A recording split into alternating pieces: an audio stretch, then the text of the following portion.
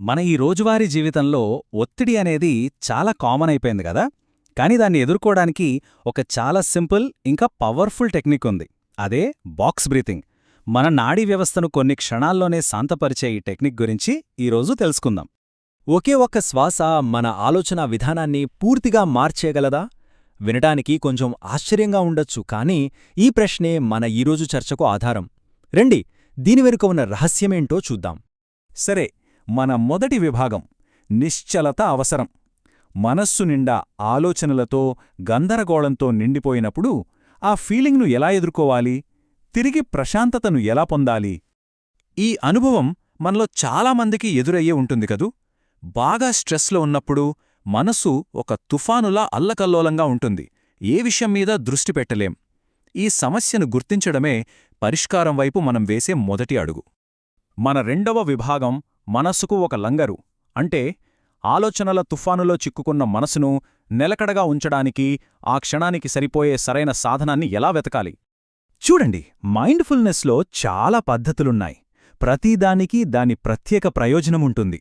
కాని ఆందోళనగా, కంగారుగా ఉన్నప్పుడు తక్షణ ఉపశమనం కోసం బాక్స్ బ్రీతింగ్ అనేది ఒక అద్భుతమైన, చాలా సులభమైన సాధనం. అసలీ బాక్స్ బ్రీతింగ్ అంటే ఏంటి? ఇది కేవలం గాలి పీల్చి వదలడం కాదు. ఇదొక నిర్మాణాత్మక వ్యాయామం. అంటే ఒక పద్ధతి ప్రకారం చేసేది. ఇది మన నాడీ వ్యవస్థపై నేరుగా పనిచేసి ఆందోళన నుంచి వెంటనే బయటపడేసి మనల్ని నిలకడగా ఉంచుతుంది.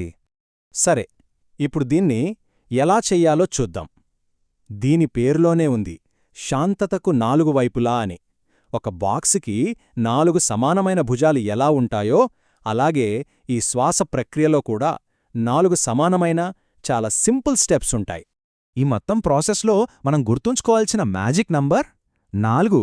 అంతే, ప్రతి స్టెప్లోనూ మనం నెమ్మదిగా 4 లెక్కబెట్టాలి. ఈ ఒక్క నంబర్ గుర్తుంటే చాలు. ఇప్పుడు ఆ 4 స్టెప్స్ ఏంటో చూద్దాం. 1. నెమ్మదిగా 4 లెక్కపెడుతూ శ్వాస తీసుకోండి. 2.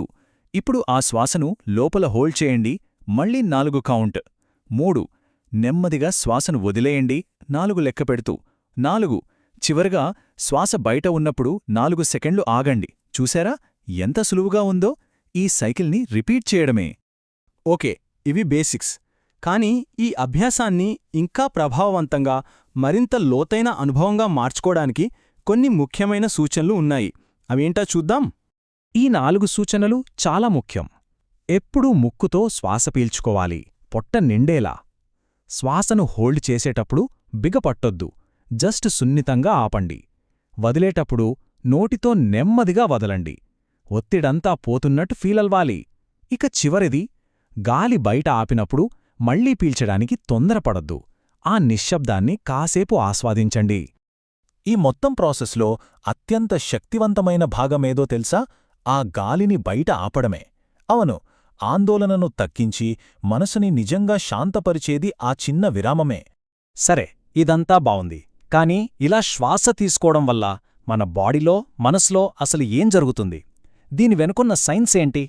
ఇది కేవలం మానసికమా, లేక నిజంగా శారీరక మార్పులు జరుగుతాయా?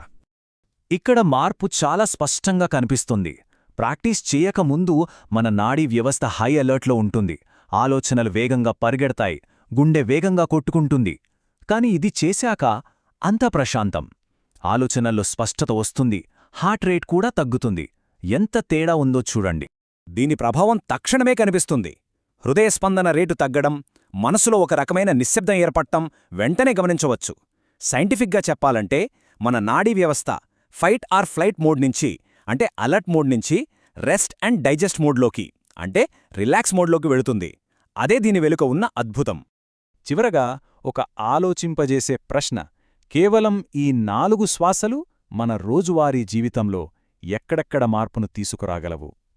ఒక ముఖ్యమైన మీటింగ్కు ముందు, కష్టమైన సంభాషణ సమయంలో, లేదా రాత్రి నిద్రపట్టనప్పుడు ఈ కొత్త సాధనాన్ని జీవితంలోని ఏ సందర్భాలలో ఉపయోగించవచ్చో ఒక్కసారి ఆలోచించండి.